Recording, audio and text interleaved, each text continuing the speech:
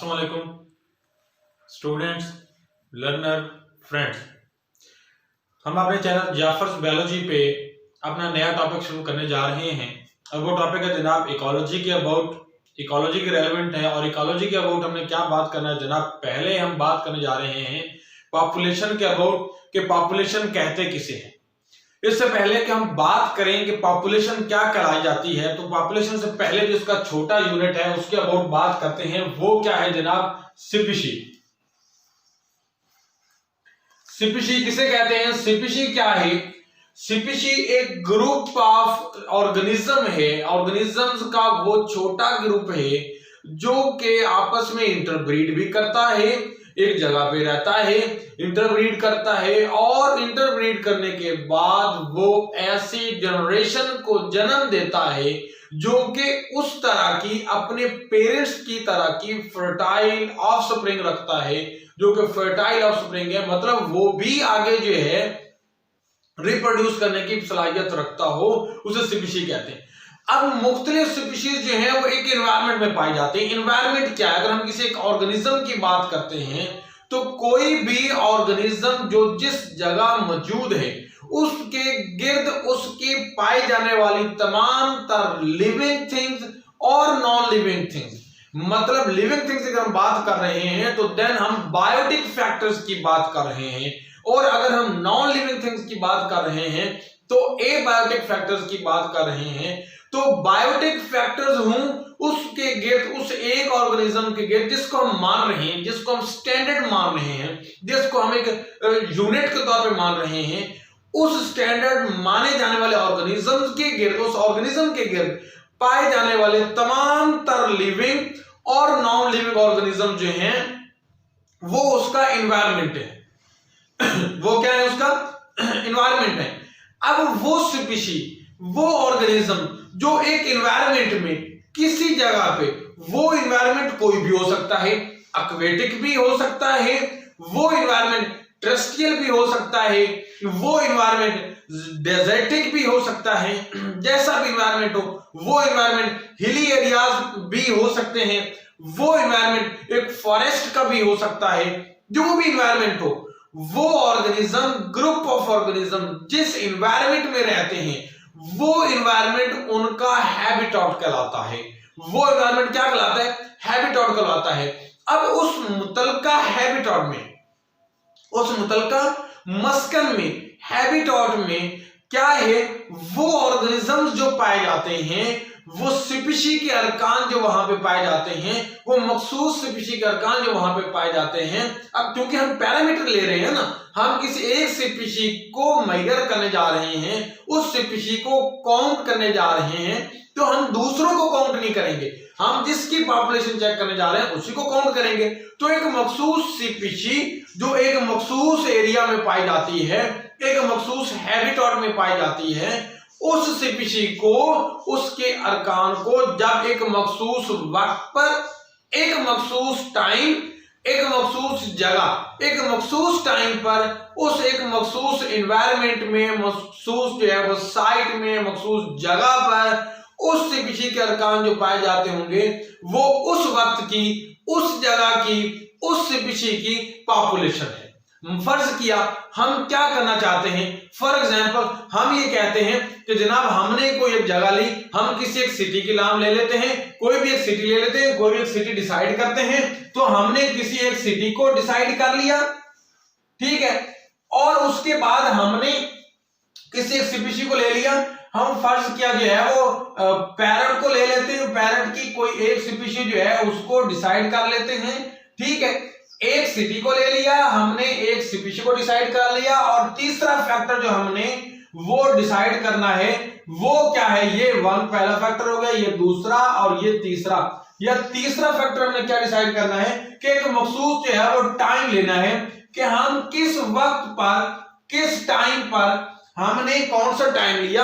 बिलफर्ज आज की डेट है, हम 8 की डेट बात करते हैं, 8 जनवरी है, 2021 है, इसकी बात कर रहे हैं। इस डेट में हमने क्या किया? एक छोटा सा फॉर एग्जांपल ले रहे हैं ना, हम एक मखसूस एरिया काउंट कर लेते हैं, छोटा सा सिटी काउंट कर लेते हैं, उस छोटे से सिटी में हमने एक मखसूस स्पीशी को नोट कर लिया, पैरामीटर मान लिया, स्टैंडर्ड मान लिया, उसकी उस टाइम आज की डेट में उस अर्कान, उस सीपीसी के अर्कान जो उसमें पाए जाते हैं उस सिटी में, वो जितने भी मेंबर्स पाए जाते हैं वो उस सीपीसी के क्या होंगी, पॉपुलेशन कहलाएगी। हम यहाँ पे टाइम और जगह को क्यों लेते हैं, क्योंकि टाइम और जगह इसलिए लेते हैं, हम बड़ी जगह करेंगे ज्यादा, और क्योंकि एक जगह पे सीपीसी के अर्कान और हो सकते हैं, दूसरी जगह पे उनकी तादाद वेरी कर सकती है, क्योंकि उसमें सोर्सेज इफेक्ट कर रहे होते हैं। हो सकता है उनका हैबिटेट इफेक्ट कर रहा हो सकता है उनके जो है वो फीडिंग जो है रिसोर्सेज इफेक्ट कर रहे हो, कहीं पे उनको एनवायरनमेंट सूट कर रहा हो तो वहां पे सीपीसी के जो है वो अर्कान ज्यादा पाए जाते हो, कहीं पे उनके एनवायरनमेंट सूट ना कर रहा हो तो सीपीसी के अर्कान ज्यादा ना पाए जाते हो। इसलिए एक सीपीसी की पॉपुलेशन हर जगह पे, हर एक साइड पे, हर एक एनवायरनमेंट में सेम नहीं हो सकती है। इसलिए फिर दूसरा फैक्टर हम क्या लेते हैं, टाइम का।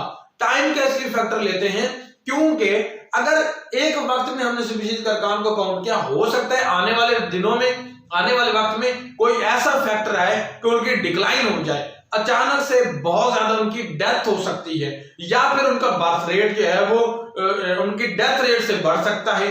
दोनों चीजें हम काउंट करें, क्योंकि पॉपुलेशन में फैक्टर जो होगा वो पॉपुलेशन चेंज हो सकती है, या फिर ये हो सकता है कि जैसे बर्ड्स की बात करते हैं, सीजनल चेंजेस आती हैं कि एक एनवायरनमेंट जो है वो एक तरह के कुछ स्पीशीज के लिए, कुछ बर्ड्स के लिए वो गर्मियों का जो एनवायरनमेंट है, गर्मियों का जो है सीजन है वो सूटेबल है, ठीक है।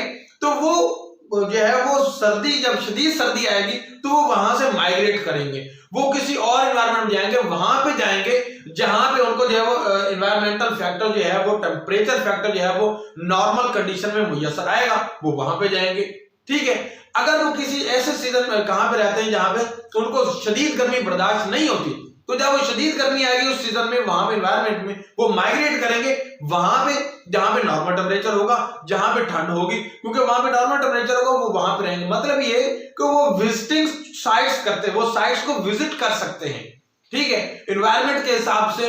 वो अगर एक जगह पे एनवायरनमेंट में कहीं पे फूड रिसोर्सेज उनको मुयसर हैं, उनकी डेंसिटी बढ़ जाती है, उनका कंपटीशन बढ़ जाता है, तो वो क्या करते हैं, उस जगह को छोड़ते हैं, उस जगह को छोड़ के वहां पे जाते हैं जहां पे उनको फीड रिसोर्सेज ज्यादा मुयसर आते हैं, वो वहां पे जाके अपने फीड को हासिल करना चाहते हैं, तो उस वजह से भी वो माइग्रेट करते हैं। तो माइग्रेशन तो होगी, तो सीपीसी की जो तादाद है वो कम तो ज्यादा होगी।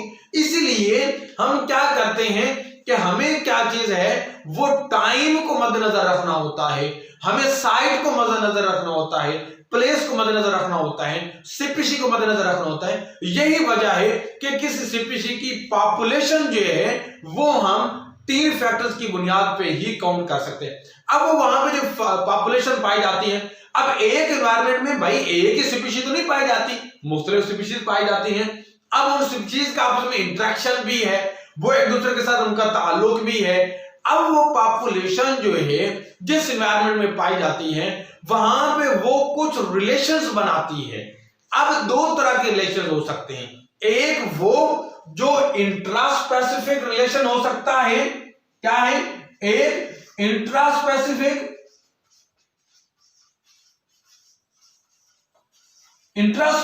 रिलेशन है, दूसरा है इंटरस्पेसिफिक। अब इंट्रा और इंटरस्पेसिफिक रिलेशन में क्या फर्क है? इंट्रा का मतलब क्या है?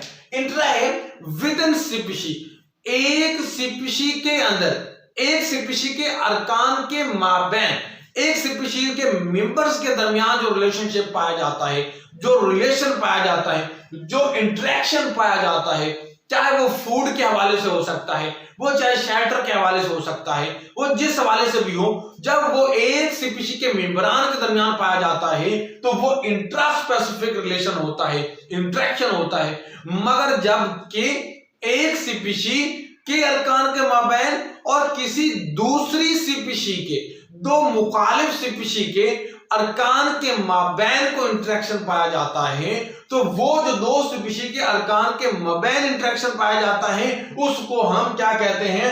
इंटरस्पेसिफिक है। वो क्या होता है? बिटवीन 2 सीपीसी, 2 स्पीशीज के दरमियान जो रिलेशन है वो इंटरस्पेसिफिक रिलेशन होता है।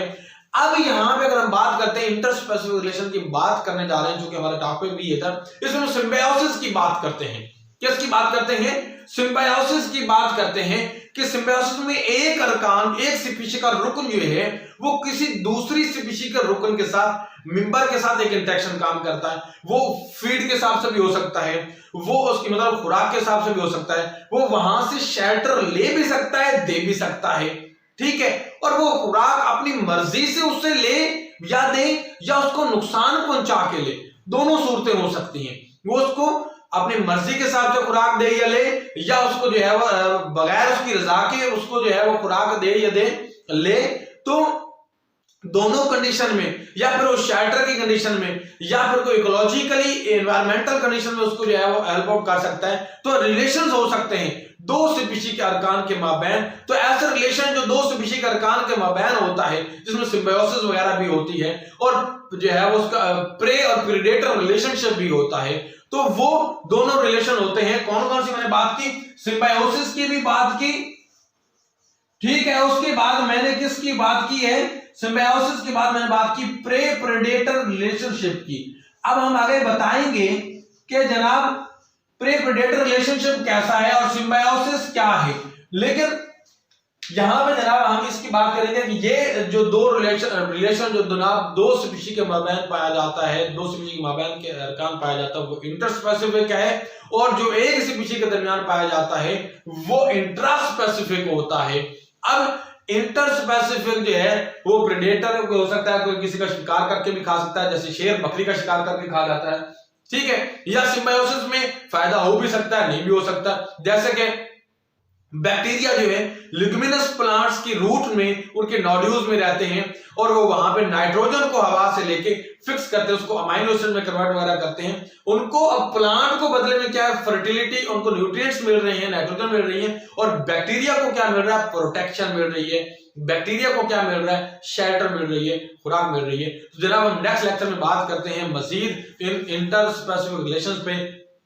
अभी हम जो है वो इजाजत चाहते हैं। अगर आप लोगों को मेरा वीडियो लेक्चर पसंद आया तो उसको लाइक करें और शेयर करें। अल्लाह हाफिज।